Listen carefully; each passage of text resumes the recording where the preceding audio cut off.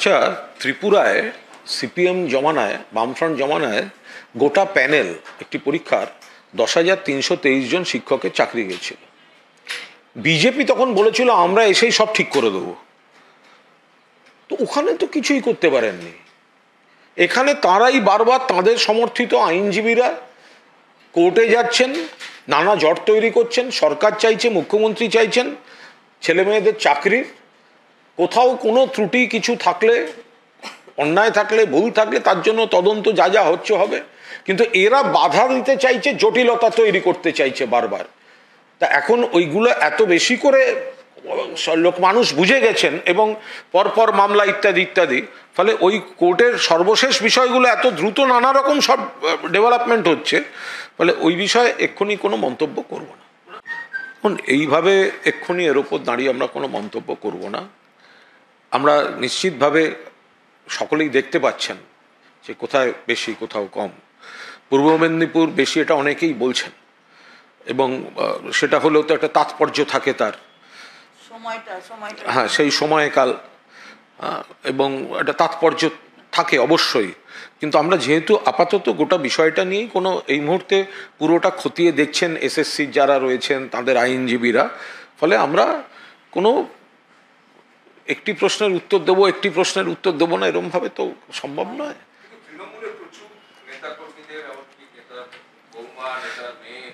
আরে বাংলার যেদিকে তাকাবে সেখানে তৃণমূল, তো সুতরাং তৃণমূল রেশিওতেই সব ব্যাপারেই তৃণমূলকে বেশি দেখা যাবে ওখানে।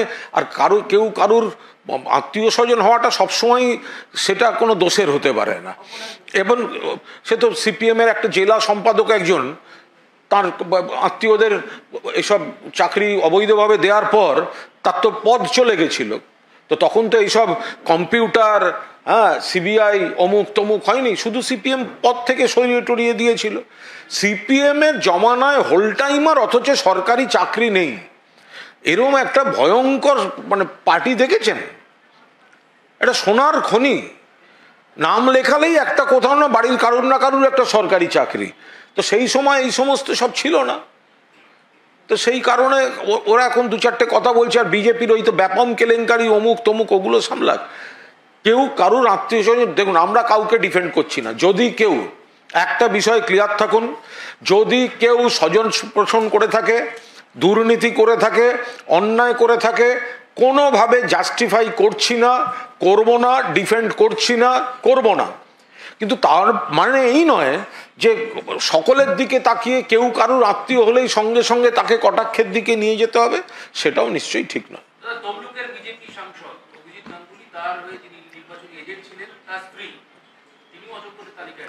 সেটা আমি সোশ্যাল মিডিয়ায় দেখেছি যে তমলুকের বিজেপি সাংসদ, যার কাছে একসময় এই মামলাটি ছিল, তিনি যখন বিচারপতি ছিলেন, এখন শোনা যাচ্ছে তার নির্বাচনী কোনো এজেন্ট, সাংগঠনিক এজেন্ট, নির্বাচনী এজেন্ট বিজেপির তরফে, তার আত্মীয় নাকি এই তালিকায় নাম রয়েছে। তো এখন তার নির্দিষ্ট তো খতিয়ে না দেখে বা তথ্য না জানলে আমরা বলতে পারবো না। এগুলো দেখছি, ফলে এত রকম জিনিস তথ্য আসছে, শুধু তৃণমূল তৃণমূল তৃণমূল না করে এই সমস্ত এই উদাহরণগুলো তো দেখা দরকার যে এগুলো তাহলে হচ্ছে কি করে।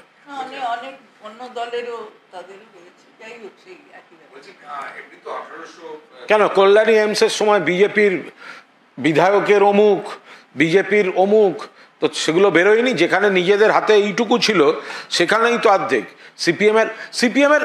সিপিএমকে চ্যালেঞ্জ করছি, সিপিএম বলুক, সিপিএম এর গত 30 বছরের রাজ্য কমিটির লিস্ট প্রকাশ করুক, জেলা কমিটির লিস্ট প্রকাশ করুক, আর তাদের বাড়ির নেতা আত্মীয়দের তাদের পেশাটাই জানাক যে তারা কি করেছে, দেখবেন ওখানে কতগুলো ছিল। সিপিআইএমকে প্রকাশ্যে চ্যালেঞ্জ করছি, তাদের ক্ষমতায় থাকাকালীন 34 বছরে রাজ্য কমিটিতে যারা ছিলেন এবং স্টেট কমিটি এবং ডিস্ট্রিক্ট কমিটিতে যারা ছিলেন, তাদের নামের তালিকা আর ঘনিষ্ঠ আত্মীয়দের পেশা এটা প্রকাশ করা হোক, তাহলে দেখবেন কজন কতভাবে তারা সরকারি চাকরিতে বসে আছে। এখন বলবেন আরে ওই সময়টা তো কোনো অর্ধেক সময় তো নিয়মই ছিল না, ম্যানেজিং কমিটি গভর্নিং বডি থেকে নিয়োগ হয়ে যেত দিদি। তো সুতরাং এক একটা এলাকায় এক একটা শিক্ষা প্রতিষ্ঠান থেকে সেই এলাকার লোকাল কমিটির রিকোয়েস্টের লোকদের সব চাকরি দেওয়া হয়েছে। তারা আজকে বড় বড় কথা বলবে যদি আমাদের কেউ কোনো অন্যায় করে থাকে, তার যা যা শাস্তি হচ্ছে ও উচ্ছন্নে গেলে যাক। কিন্তু তা বলে সিপিএম ধোয়া তুলসী পাতা সেজে জ্ঞান দেবে, নতুন প্রজন্মকে মিসলিড করবে, বিজেপি ব্যাপং কেলেঙ্কারি আর চারপাশ একদম 12টা বাজিয়ে দিয়ে এসে এখানে জ্ঞান দেবে, এটা হতে পারে না। আবার বলছি, একজনও যদি অনিয়ম করে থাকেন, আমরা জাস্টিফাই করছি না, আমরা ডিফেন্ড করছি না, কিন্তু তার মানে এই নয় যে সিপিএম বিজেপি তারা সাধু সেজে এই জ্ঞানটা দিয়ে যাবে। কিছু রাম বাম কংগ্রেসের একাংশের আইনজীবী শুধুমাত্র চাকরিগুলোয় জটিলতা তৈরি করে, চাকরিগুলোয় বাধা দিয়ে তাদের চোখের জল আর বুকের আগুনের উপর দাঁড়িয়ে কিন্তু পলিটিক্স করতে চাইছেন। এইটা কিন্তু এরা ধোয়া তুলসী পাতা নয়। এই রাজনৈতিক দলগুলো এরা এই ধরনের অভিযোগে অভিযুক্ত, কিন্তু এরা সাধারণ ছেলে মেয়েদের চাকরি থেকে পথে বসিয়ে তার উপর দাঁড়িয়ে ইস্যু তৈরি করে রাজনীতি করতে চাইছেন। আমাদের ভিডিও ভালো লাগলে লাইক এবং শেয়ার করুন। কমেন্ট সেকশনে গিয়ে জানান আপনাদের মতামত। আরও ভিডিও পেতে আমাদের চ্যানেল সাবস্ক্রাইব করুন এবং প্রতি মুহূর্তে খবরের আপডেট পেতে প্রেস করুন বেল আইকন।